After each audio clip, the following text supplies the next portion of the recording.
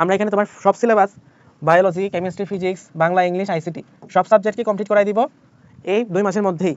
তো already 20টা class ইউটিউবে upload করা হয়ে গেছে, 20টা ক্লাস অলরেডি ইতিমধ্যে আপলোড করা হয়ে গেছে, তোমরা করে নিবা। অ্যান্ড আমরা ভাবছিলাম যে এটা রুটিন ওয়াইজ আগায়, যেহেতু জুলাই পর্যন্ত টাইম আছে, বাট ঝামেলা হলো যে সরকার এই সুযোগটা দিতেছে না। সময় আছে আমার কাছে 60 দিন, 67 দিন যদিও সময় আছে, বাট ওই 7 দিন তো তুমি ধরতে পারবে না, বাংলা পড়বা। তো 60 দিন যদি সময় থাকে, এর মধ্যে আমার তো অধ্যায় বাকি আছে 55টা, তারপরে আবার আমি এখানে এমসিকিউ ক্লাস দিব। এভাবে দিলে আমি রুটিন ওয়াইজ দিতে থাকলে আমি ক্লাস দিতে পারবো হয়তো, কিন্তু তুমি শেষ করতে পারবে না। সো আমরা হচ্ছে দ্রুত দেওয়ার চেষ্টা করবো। আমার এখানে আপডেটগুলো দেখাই। আপডেটগুলোর মধ্যে কি আছে, আমি যেহেতু বায়োলজি পড়াই, বায়োলজিটা বলি আগে। বায়োলজিতে আমাদের অধ্যায় আছে 26টা, তার মধ্যে 6টা চ্যাপ্টার হয়েছে, ঠিক আছে।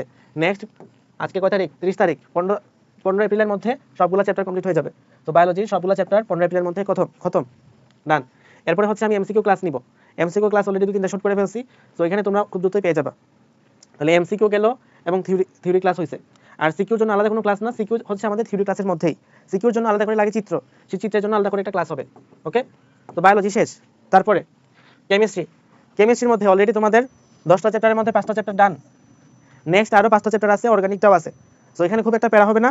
এই মাসের মধ্যে অর্থাৎ এপ্রিল শেষ হওয়ার আগে তোমাদের কেমিস্ট্রি কমপ্লিট হয়ে যাবে, শাহরিয়ার ভাইয়া বাকি ক্লাসগুলো নিয়ে নিবে। অ্যান্ড তারপরে মে মাসে হচ্ছে এমসিকিউ ক্লাসগুলো শুট হবে, ওকে। তারপরে কথা যাব ফিজিক্সের মধ্যে। ফিজিক্সে একটু কম আপলোড হয়েছে, আসলে ফিজিক্সের ক্লাসগুলো অনেক বেশি লেংথ হয়, 5 ঘন্টা 6 ঘন্টা। পরে ক্লাসগুলো আর আপলোড করতে সমস্যা হয়ে যায়, অনেক ক্লাস রেকর্ড হয়ে আছে কিন্তু আপলোড করা যাচ্ছে না 5-6 ঘন্টা লেংথ দেখে। সো এটা হচ্ছে একটু ঝামেলা। তো আমরা এখানে কি করতেছি, থিওরি আর সিকিউ একসাথে দিচ্ছি এবার, এবং এমসিকিউটা তোমাকে আলাদা করে দিচ্ছি। সো এমসিকিউ ক্লাসগুলো খুব দ্রুত আপলোড হয়ে যাবে। এটা হচ্ছে বুধবার থেকে আমরা স্টার্ট করব, বুধবার থেকে। তো এটা আমি বলতে পারি যে এমসিকিউ ক্লাস আমরা নেক্সট এই এপ্রিলের মধ্যে কমপ্লিট করব। আর থিওরি এবং সিকিউ ক্লাস দুটো হচ্ছে একসাথে ওয়ান শট হিসেবে যাবে। সো এই ক্লাসটা হচ্ছে আমরা কি করব, মের মধ্যে, মানে মে 20 তারিখের মধ্যে কমপ্লিট করব, ঠিক আছে। তারপরে যাচ্ছি ফিজিক্স, কেমিস্ট্রি, বায়োলজি গেল। ম্যাথের আপডেট হচ্ছে থিওরি ক্লাস আর সিকিউ ক্লাস মিলে একটা ক্লাস যাবে, ওয়ান শট। এমসিকিউ ক্লাস এটা এমসিকিউ ওয়ান শট হিসেবে যাবে, ওকে। তো এই ক্লাসগুলো শিশির ভাই নেওয়ার কথা, বাট শিশির ভাইয়ের শ্বশুর অসুস্থ, উনি সিঙ্গাপুর যাচ্ছেন। সো এই ক্ষেত্রে শিশির ভাই ক্লাসগুলো নিতে পারবেন না, বাট আমরা তোমাদেরকে উইদিন টাইম 1 মাসের মধ্যে সবগুলো ক্লাস নিয়ে দিব। 1 মাস বলতে বোঝাচ্ছি মে 20 তারিখ, এইচএসসি পরীক্ষার 20 দিন আগে, ওকে। তো ম্যাথের কথা গেল। বাংলা এটা খুবই দ্রুত কমপ্লিট হয়ে যাবে, এপ্রিলের মধ্যে সব ক্লাস পেয়ে যাবে। আইসিটি হচ্ছে আমরা, যেহেতু তোমরা একটু শেষ দিকে আইসিটি ক্লাসগুলো করো, তো সেজন্য আমরা মে 15 পর্যন্ত এক্সটেন্ড করবো আইসিটিকে। আর ইংলিশ ক্লাস আশা করা যায় মে 20 তারিখের মধ্যে হয়ে যাবে, যেহেতু ইংলিশে অনেকগুলো ক্লাস, সবচেয়ে বেশি ক্লাস রাখা হয়েছে ইংলিশে। তবে ইংলিশের বেশ কিছু ক্লাস থাকবে থিওরি টাইপের ক্লাস, কিছু ক্লাস থাকবে প্র্যাকটিস টাইপের ক্লাস। আমরা থিওরি ক্লাসগুলোকে আগে দিয়ে প্র্যাকটিস ক্লাসগুলো তোমাদের জন্য একদম অ্যাডমিশন এইচএসসি জার্নির শেষ পর্যন্ত থাকে, সেজন্য চেষ্টা করবো। সো এটা হচ্ছে আমাদের প্ল্যান। এই হচ্ছে ক্লাসের কথা। এক্সামগুলো আমরা স্টার্ট করবো নেক্সট 14 এপ্রিল থেকে। 14 এপ্রিল থেকে আমরা এক্সামগুলো স্টার্ট করতে পারবো চ্যাপ্টার ওয়াইজ।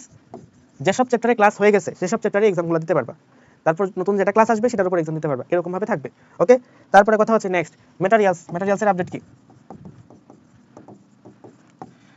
ম্যাটেরিয়ালসের আপডেট হচ্ছে তোমরা এর জন্য রিভিশন বুক খুব দ্রুত পাবা। তবে এটার জন্য একটা শর্ত থাকবে। তো শর্তটা হচ্ছে আমি তোমাদেরকে গ্রুপে তখন মেনশন করে দিব, টাকা পয়সা দিতে হবে না, বাট একটু ভালোবাসা দিও। তো ম্যাটেরিয়ালসটা খুব দ্রুত তোমরা পেয়ে যাবা, ঠিক আছে। এটা ধরো তুমি নেক্সট 1 সপ্তাহের মধ্যে দিতে পারবো,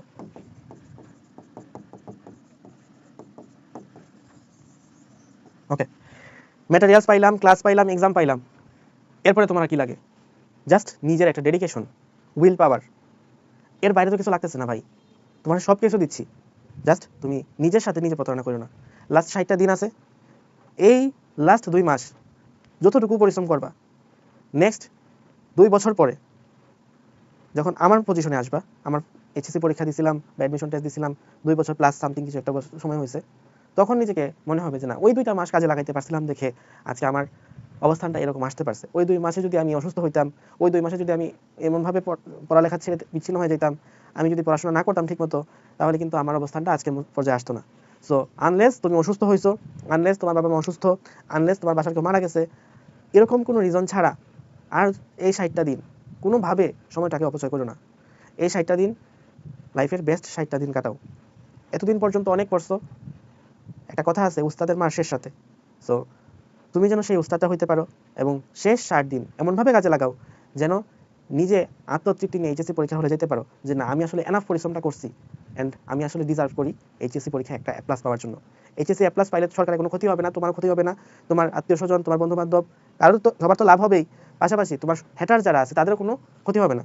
দ্যাট মিনস এইচএসসি পরীক্ষায় সবাই A+ পাইতে পারে, সেটা স্ট্যাটিস্টিক্যালি বা সায়েন্টিফিক্যালি ট্রু, বাট এইচএসসি পরীক্ষায় সবাই A+ পাবে না এবং এই বছর রেজাল্ট খুব ভয়াবহ লেভেলের ধস নামতে পারে যদি আমাদের 7 জুন এইচএসসি পরীক্ষা নির্ধারিত হয়ে যায়।